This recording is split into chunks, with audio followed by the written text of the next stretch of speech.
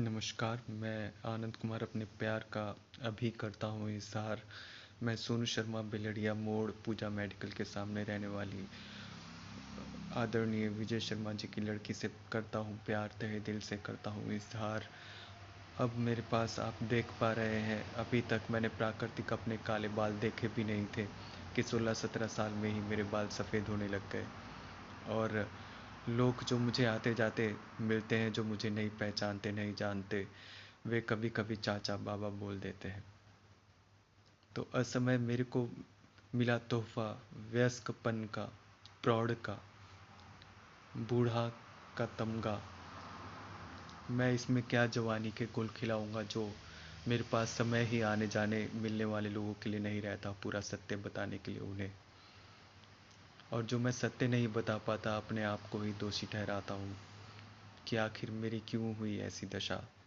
समाज में असमानता, स्वार्थी ऐसे लोग मिलते गए, मेरे कंधे पर बंदूक रखकर मुझ पर ही चलाते, अपनी दाल गलाने के लिए केवल। ऐसे लोगों का शिकार रहा मैं स्थानीय रिश्तेदारों के नाम पर भी।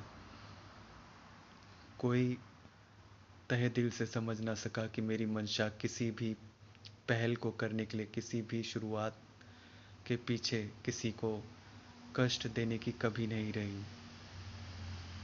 पहले कोई विषय मैं शुरू करता हूँ तो सघन गहन चिंतन मनन करता हूँ किसी के साथ साझा करने से पहले। और यदि उसमें कोई किसी को तकलीफ होती है तो वो तकलीफ पहले मैं खुद झेलता हूँ।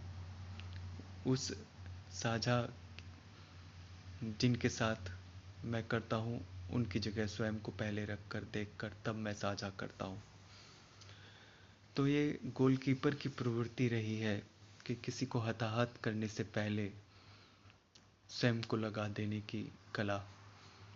और सोनू, मैं एक चेहरा एक जुबानी पारदर्शिता कंचन स्वभाव मेरी कहानी आपसे इतना ही कहना चाहता हूँ कि मैं भ्रष्टाचार अन्याय से पीड़ित था। इस वजह से मेरे पास कुछ विकल्प ही नहीं था कि मैं आपसे शादी या प्रेम मोहब्बत का इजहार भी प्रत्यक्ष कर पाता। लेकिन अब जैसे जैसे सांझ नज़दीक आ रही है, जीवन की स्वावलंबिता मुझे खींच रही है अपनी ओर और मेरी योग्यता मुझे चुनौती देती है कि आपको हासिल कर लूँ, प्राप्त करके एकम हो जाऊँ। एकम मतलब अर्धनारीश्वर शिव, शादी करके मैरिज सर्टिफिकेट हासिल करूँ। और गुरु बाबा साहेब, गुरु बाबा रविदास, ये लोग हमारे जीवन में आए, इनकी सीखों, इनके कर्मों, जो सुनहरे अक्षुण कर्म जो समय सदाबहार रहेंगे, इनसे सीख मिलती है भेदभाव से परे देखने की। मिट्टी की जो समान आम बोध हर जाति धर्म में है, भारतीय धर्म जिसे कहता हूँ, तो अपने कर्म समय से कुछ ऐसे मिल जाए कि समय के पटल पर ही हम अपने कर्म के रूप में हाजिरी लगा सकें, ताकि कल को या बाद में भविष्य में मन महसूसने के लिए कि हाँ हाँ, हमें कर्म के लिए समय ही नहीं मिला, ऐसी नौबत ना आए।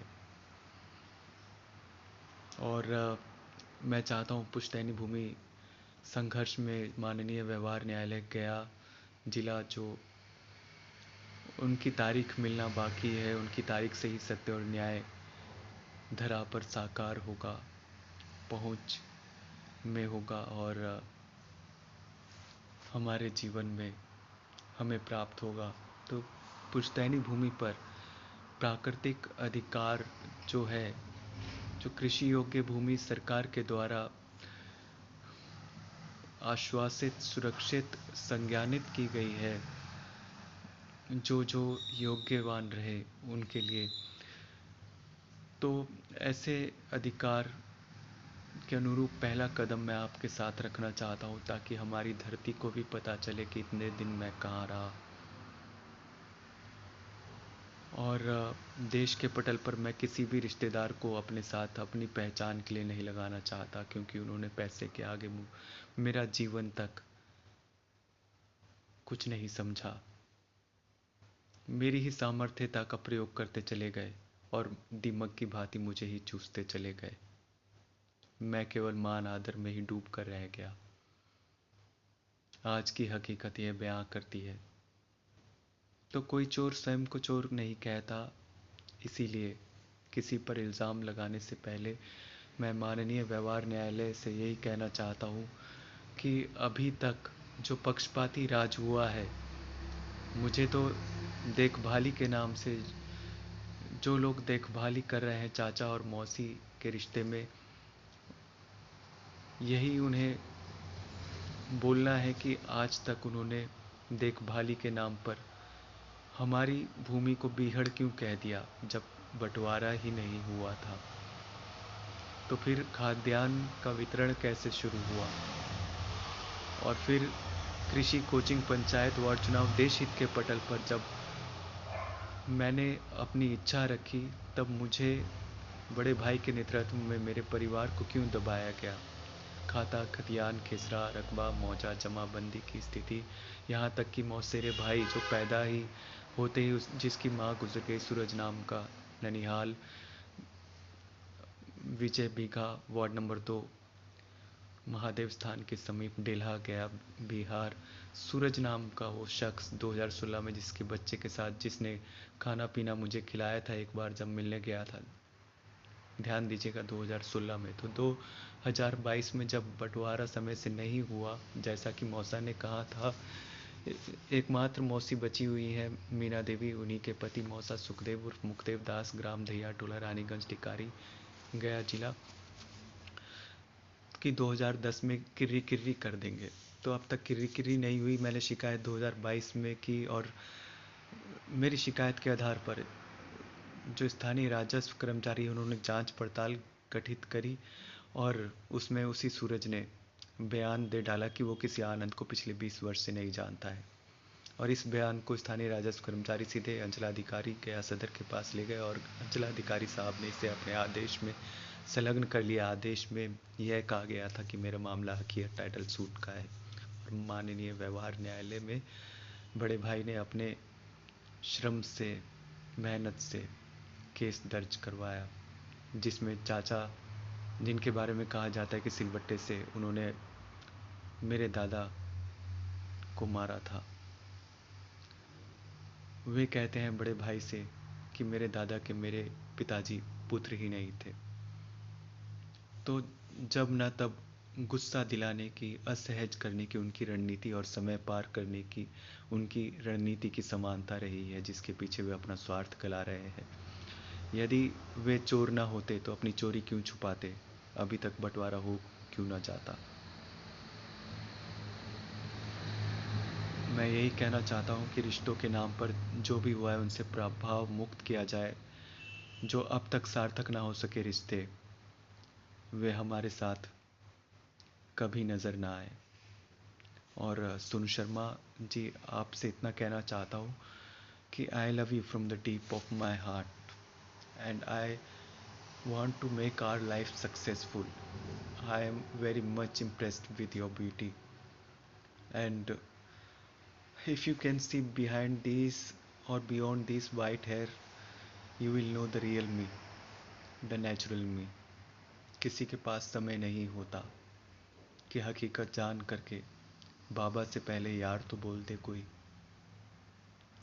तो सत्य सर्वोपरि।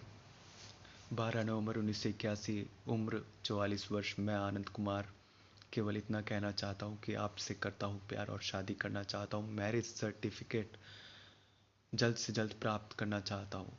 एकमात्र जीवन मिला है अमूल्य कुछ कर्म कर लेने को, ताकि हमारा वंश हमारे बाद भी हमें याद रखे कि माँ ये सिखाती थी, पिता ये सिखाते थे। तो अभी शुरुआत नहीं करेंगे तो हमारा जीवन असफलता का प्रसंग अभी निर्माण हो जाएगा। मैंने जो चिट्ठी भेजी थी उसे ध्यान से पढ़िएगा। हाँ या ना में जवाब दे करके इस भारतीय को कृतार्थ करिएगा। हाँ या ना से ये होगा, हाँ में तो बल्ले बल्ले है ही, लेकिन ना मिलेगी तो ना प्राप्त करके मैं अपने आप को धन्य समझूंगा, योग्य समझूंगा कि हाँ मुझे हासिल तो हुई। जिससे मैंने प्यार किया था उसकी खुशी किस में है, वो राय मुझे पता तो चली। वहाँ से मेरी राह अलग हो जाएगी। तो ना से नकारात्मक मैंने बचपन से ही नहीं सीखा अपने प्रथम गुरु माँ बाप से, इसलिए हाँ की उम्मीद लगाए बैठा हूँ। राइटिंग कुछ ठीक से नहीं उकर पाई थी जो मैंने प्रेम पत्र लिखा था, लेकिन दिल की भावनाएं इतनी ज़्यादा थी कि जल्द से जल्द लिखना करो या मरो की पूर्ति करता था, और मैंने जल्द से जल्द किया। करो या मरो में जो उतर नहीं पाता है वो अपने अस्तित्व की पुष्टि नहीं कर पाता है। तो आपसे इतना ही निवेदन है कि मेरे इस प्यार के इजहार का हाँ या ना में जवाब मिले। मुझे तो दिमको ने चूसा है, और दिमको के बारे में मैंने सरकार को लिखा भी, लेकिन सरकारी अधिकारी खामोशी का रिकॉर्ड बना रहे हैं। इसमें केवल काम आता है तो रिश्ता, भविष्य की सोच, भविष्य को लेकर क्या सोच है, क्या राह है। तो मैंने तो बता दिया कि मैं सोनू शर्मा जी को एकम प्राप्ति के लिए प्राप्त करना चाहता हूँ, हासिल करना चाहता हूँ, ताकि हम अपने लिए जो पौराणिक किताबों में लिखी थी, ग्रंथों में लिखी थी, अर्धनारीश्वर अपने बच्चों के लिए सिद्ध हो सकें, और देश के लिए कुछ कृषि कोचिंग, पंचायत वार्ड चुनाव जैसे कृषि में देहाती फसल की रिकॉर्ड पैदावार, कोचिंग में हर सांझ हर बच्चे के चेहरे पर एक आश्वासित मुस्कान, और पंचायत वार्ड चुनाव में पीड़ित की जगह स्वयं को रखकर देखने की कला और नापना उसकी पीड़ा को, और त्वरित अपने सामर्थ्य का उपयुक्त उपयोग करके उसकी पीड़ा उखाड़ कर निजात दिलाना पीड़ित को। तो ये पंचायत वार्ड चुनाव भी तो 3 मोतियों की माला से मेरी भविष्य की राह है बुनी हुई, तराशी हुई। तो कृषि कोचिंग, पंचायत वार्ड चुनाव जैसे लक्ष्य है, पृष्ठभूमि पुश्तैनी भूमि है, तो संसाधन होते हुए भी, प्राकृतिक रूप से वंशावली में दिल्ली वाला होते हुए भी, जिसने देश की भूमि को समानता के कटघरे से बाहर न जाने दिया हो, आज तक किसी ने भी स्थानीय रिश्तेदार में से पहल नहीं करी समानता आश्वासित करने की। कोई इल्ज़ाम चाचा मौसी पर भला क्यों न लगाए। अब तक परिणाम स्वरूप यही कहना चाहता हूँ कि स्वार्थी क्यों ना कहा जाए चाचा मौसी को समानता की अनुपस्थिति में। तो मैं माननीय व्यवहार न्यायालय से ही कहना चाहता हूँ कि हमने जितनी पीड़ा झेली और आज तक जो झेल रहे हैं, पढ़ने लिखने के बावजूद भी बाबा साहेब का संविधान सार्थक क्यों नहीं हो पा रहा, क्रियान्वित क्यों नहीं हो पा रहा हमारे प्रसंग में। जो पीड़ा झेली है उसका मुआवजा मिले, और गहन जांच हो अमीन से लेकर के धरा पर रहने वाले उच्च कोटि के अफसरों द्वारा,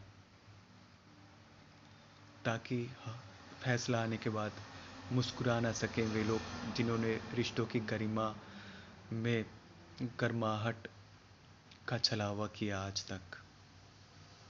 और सोनू शर्मा जी पूजा मेडिकल के सामने राज इंटर कॉलेज के पास बिलड़िया मोड़ टिकारी की आप रहने वाली, आपसे मैं करता हूँ प्यार। मेरी संगत ही कुछ ऐसी थी और मेरा मकसद भी कुछ ऐसा था कि मैं सह नहीं सका किसी भी प्रकार का दोगलापन या भ्रष्टाचार। आप मुझसे यदि करती हैं प्यार तो देर ना करिए, समय सांझ को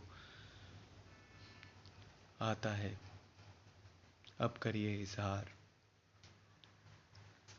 तब मेरी जीवन में जिंदगी आएगी। और मैं हारता नहीं हूँ सफ़ेद बाल देख करके भी अपने, क्योंकि मुझे पता है सत्य पूर्ण जीवन क्या है।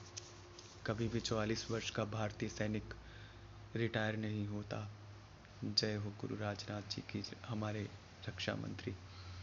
तो जैसी करनी वैसी भरनी, सत्य ही ईश्वर है, जैसे मेरे प्रथम गुरु माँ बाप ने मुझे सिखाया था, और गुरु सुभाष चंद्र जी का जय हिंद का नारा मेरे जीवन में व्यवहारार्थ परोसा था।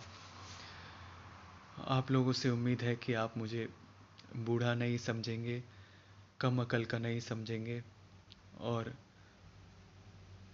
कभी भी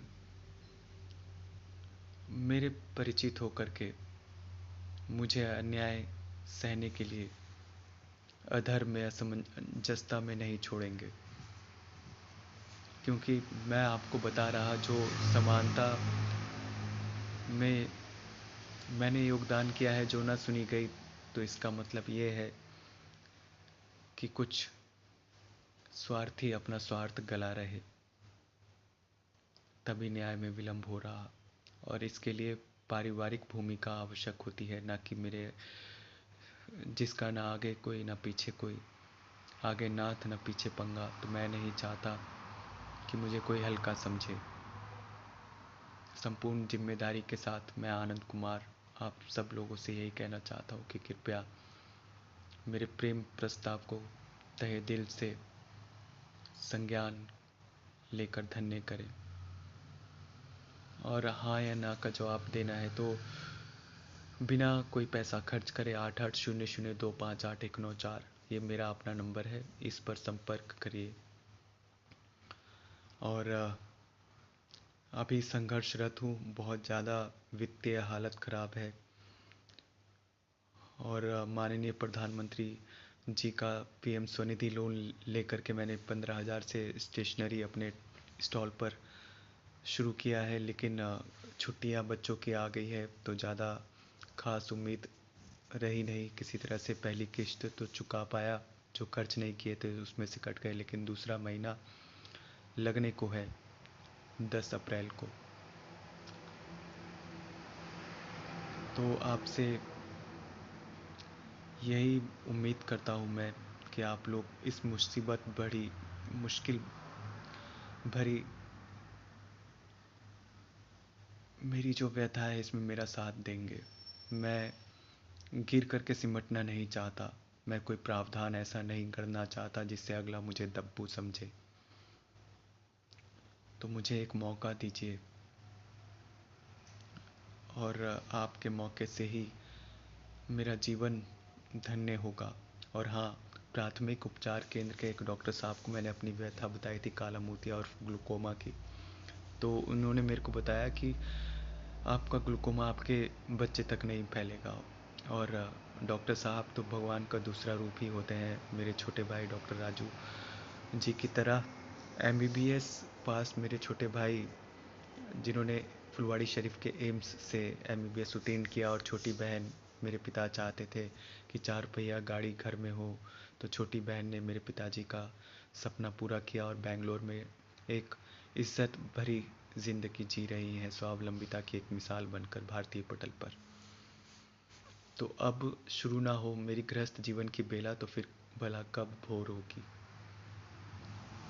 और यदि कोई भी सवाल है तो आप मुझे कमेंट में अवश्य पूछ सकते हैं।